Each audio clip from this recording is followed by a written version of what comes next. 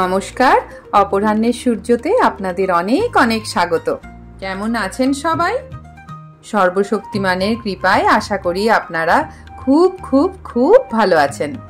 আজ সোমবার, প্রতিদিনের মতো আজও এসে পড়েছি আমার ছাদ বাগানে স্নান সেরে। কাল সন্ধেবেলায় বৃষ্টি হওয়াতেই ছাদটা ভীষণ নোংরা হয়েছে দেখতে পেলাম এসে। অন্যান্য দিন এই মার্চ মাসেই ছাদে খালি পায়ে দাঁড়ানোই যায় না, এত তাপ পা পুড়ে যায়। কাল একটু বৃষ্টি হয়, মেঝেটা অত তেতে নেই ঠিকই, কিন্তু ওই যে নোংরা। কি হলে যে আমাদের যে শান্তি হয় তা বোধহয় আমরাও জানি না।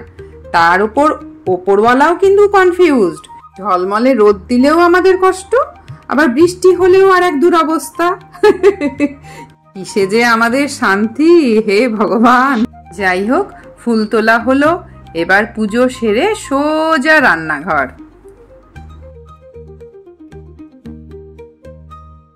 উফ, ফুচকা! ভাববেন না কিন্তু আমি বানিয়েছি। কি লোভনীয় না?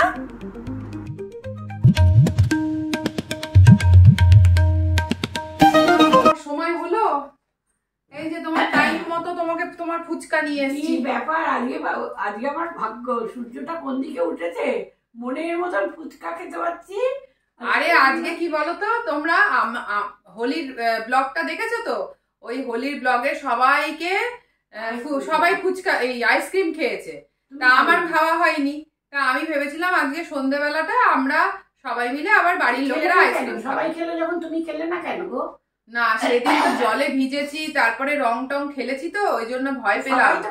না, আমার তো আবার গানের গলা নষ্ট হবে, গলাটা আবার নষ্ট হলে ক্লাস বন্ধ হয়ে যাবে, সেই জন্য স্যাক্রিফাইস করলাম। স্যাক্রিফাইস করি আমি, এই সব নাচ গান করার জন্য স্যাক্রিফাইস করি। এইবারে দেখলাম ফুচকা হলো না, এই আইসক্রিম হলো না, তো কি হয়েছে, ফুচকা খাই। তা আমাদের ফুচকা খাওয়া হয়ে গেছে। আমি তো আনার সাথে সাথে 6:30 7টার সময় খেয়ে নিয়েছি। না, ওরা তো নিজেরা খেয়েছে, আমার জন্য নিয়ে এসছে। মানে মায়ের তো আবার ওষুধ খায়, মায়ের তো একটা মানে টাইমের ডিউরেশন না হলে মা ওষুধ ওষুধ খায় বলে মায়ের ওই জন্য মানে যে কোনো সময় যা খুশি খাবার দেওয়া যায়, ওই জন্য মাকে আরো বেশি কেন না, ধরো আরো বেশি কেন খেয়েছি বলো তো, আমরা একটু বেরোবো তোমার ছেলেদের, মানে আমরা 4 জন মিলে আর কি, ওরা ছেলেরা অফিস থেকে আসবে, তখন একটু বেরোবো, সেই জন্য মানে আমি একটু আগে খেলাম, কারণ যদি আগে না খেতাম তাহলে তো খিদেটা পাবে না ডিনার টাইমে। বাইরে গিয়ে একটু আজকে খাওয়া দাওয়া করবো। অনেক রাত্রি হয় বলে আমি যাই না। মায়ের তো তখন মিড নাইট। হ্যাঁ, আর আমার ভালো লাগে না, সবসময় হোটেলে খেতে ভালো লাগে না। আর ফুচকা খেলাম, এরপরে তখন মা মনে হয় না রাত্রির বেলা কিছু খাবে। খাবো না তো, এনশিওর খেয়ে নেবে হয়তো। তো এইটা একটা খুব স্পেশাল মোমেন্ট। তো রোজ তো ফুচকা আইসক্রিম এগুলো খাওয়া হয়ও না খুব একটা, এত জাঙ্ক খাবার তো আমরা একটু অ্যাভয়েডও করি, মাকেও দিই না। তাই ভাবলাম এটা একটা স্পেশাল মোমেন্ট, একটু ভিডিও বন্দি করি। আর তোমাদের সামনে এইভাবে খেতে খারাপ লাগে, কিন্তু কি করব, মোমেন্ট তো এইভাবেই রাখতে হবে। তোমাদের জন্য চিন্তা করি, কিন্তু খেতে কাছাকাছি থাকবে না বলে খাওয়াতে পারি না। হ্যাঁ, সবাই মিলে খেতে পারলে খুবই ভালো হতো। আচ্ছা, আর হচ্ছে তোমরা কে কে ফুচকা খেতে ভালোবাসো সেটা একটু জানিও কিন্তু ব্লগটা দেখে, ঠিক আছে? মানে আমার আর আমার মায়ের মতো ফুচকা প্রেমী কারা কারা আছো, ফুচকা লাভার। চলো, মাকে আমি দিতে থাকি,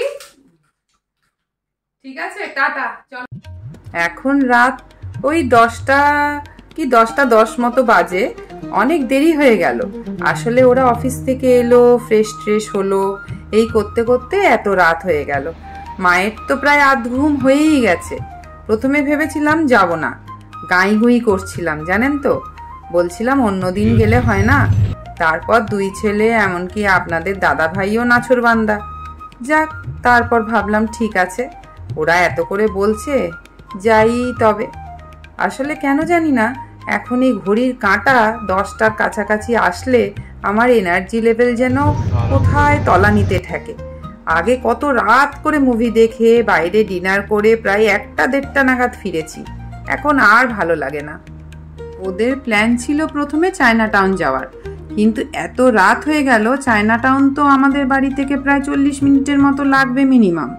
তাই ভাবলাম নিউ টাউনের আশেপাশে কোথাও কোনো রেস্টুরেন্টে যাব। এই শেরে বেঙ্গল ধাবাতে এসে গেলাম।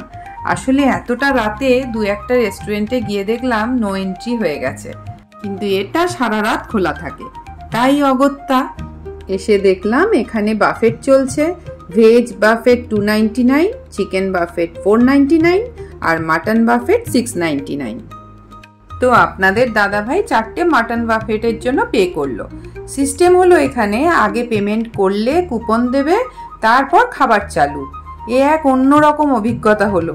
বারবিকিউ নেশন, বারবিকিউ অ্যাপস, হাক্কা আরও অনেক জায়গায় বাফেট খেয়েছি, এরকম সিস্টেম দেখিনি।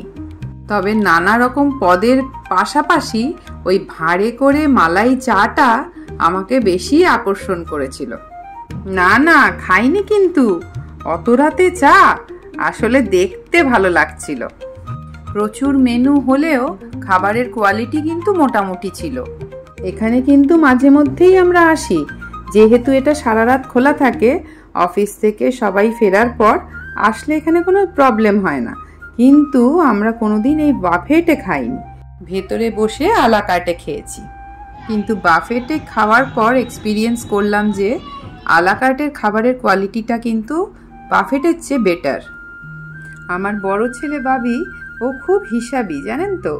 ও তো বাবার ওপর রাগই করলো 4টে মাটন বাফেট অর্ডার করেছে বলে। আসলে ও চিকেন ভক্ত আর মাটনও খুব একটা ভালোবাসে না, তাই বলল বাবাকে 200 টাকা বাবা তুমি কিন্তু বেশিই খরচা করে ফেললে। আমার ফেভারিট মাটন আর পোলাও নিয়ে বসে পড়েছিলাম। জানেন তো, ছেলেরা বড় হয়ে যাওয়ার পর যার যার জগতে ওরা এনগেজড হয়ে যাওয়ার পর 4 জন মিলে যে আমাদের কোয়ালিটি টাইম কাটানোর সময়টা অনেকটা কমে গেছে। আগে যখন স্কুলে ছেলেরা পড়তো তখন মনে পড়ে প্রায় প্রতিটা উইকেন্ডে 4 জন মিলে বেরিয়ে পড়তাম এদিক ওদিক ডিনার করতে। তখন ছেলেদের স্কুলের চাপ, টিউশনের চাপ, প্রজেক্ট সাবমিশনের চাপ, এসব থেকে ছুটকারা পেতে একসাথে 4 জনে মিলে মুভি দেখা আর কোনো ভালো রেস্টুরেন্টে ডিনার করাটা এক ধরনের অক্সিজেনের মতো কাজ করত। দুটো ধরে খাচ্ছে। আমরা না তখন ওয়েট করতাম কখন উইকেন্ড আসবে। কিন্তু এখন দেখুন কেমন দিন বদলে গেছে। এখন ইচ্ছে থাকলেও 4 জন মিলে যে কোয়ালিটি টাইম স্পেন্ড করব সেরকম টাইমই পাওয়া যায় না। এর সময় হয়তো ওর হয় না, আর ওর সময় হয়তো এর হয় না। তবে তার মধ্যেও যখন ওই 4 জন একসাথে টাইম অ্যাডজাস্ট হয়েই যায়, তখন ওই রাত দুপুরে হলেও আমরা কিন্তু বেরিয়ে পড়ি। এখন কিন্তু 12:30 পৌনে 1টা মতো বাজছে, মানে রাতের কথা বলছি। কে বলবে আমায় দেখে বলুন? Super cool. আমি বাদে বাকি 3 জন যে ক্যামেরা শাই সেটা তো এতক্ষণে আপনারা বুঝেই গেছেন। আপনারা যারা এতক্ষণ ভিডিওটা দেখছেন তাদের অনেক অনেক ধন্যবাদ। নতুন পুরনো সব বন্ধুদের অনেক ভালোবাসা। আমার ভিডিওগুলো কেমন লাগছে জানাতে ভুলবেন না কিন্তু। ভালো লাগলে একটা লাইক করে দেবেন। আজকের মতো এতটুকুই রইল। দেখা হচ্ছে আপনাদের সাথে আবার পরের ব্লগে। ততক্ষণ পর্যন্ত আপনারা খুব খুব খুব ভালো থাকবেন।